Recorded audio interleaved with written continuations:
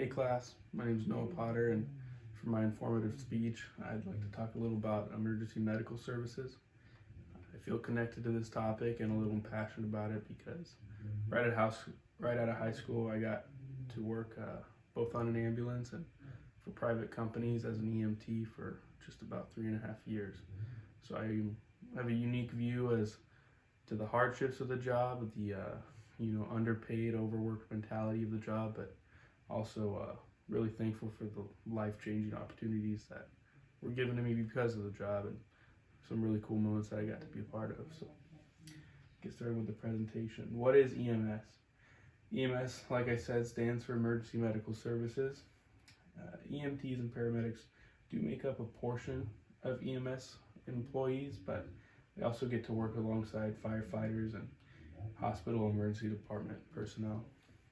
One of the quotes that I pulled out that kind of helps with a broad view of what EMS is, that says that EMS is most identified with emergency vehicles, but EMS provides more than transport to the hospital.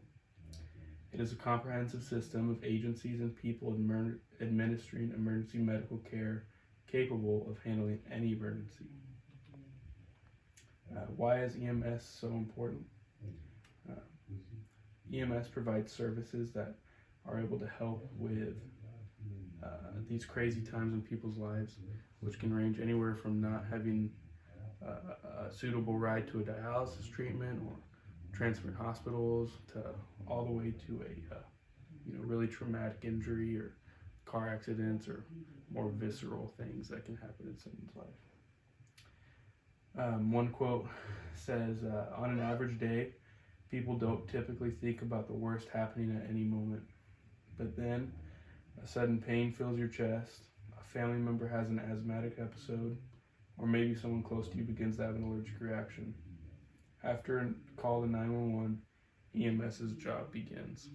I like that quote because it kind of gives the more visceral, like I said, pertinent problems that someone can think of when thinking about the ambulance or firefighters, but there's also daily tasks that EMS and an ambulance crew really helps a county with. And these counties' abilities to have an efficient and appropriately functioning EMS system provides great peace for the residents.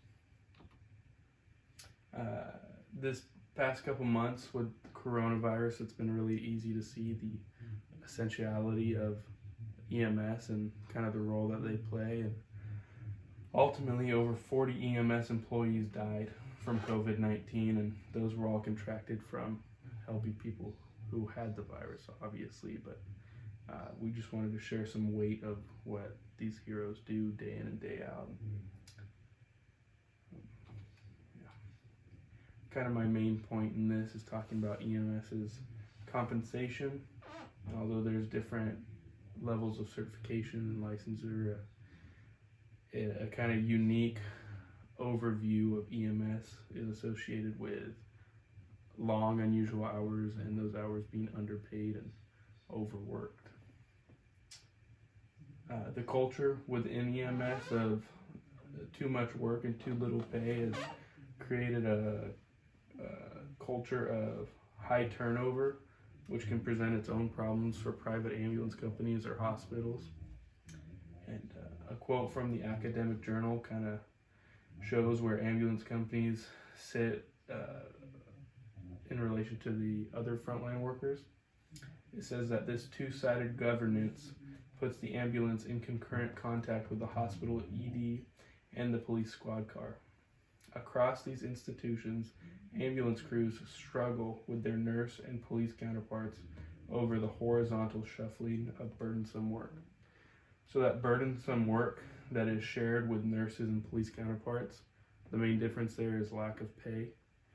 Police and nurses, as they should make good money, make significantly more than that ambulance crew that's helping alongside them.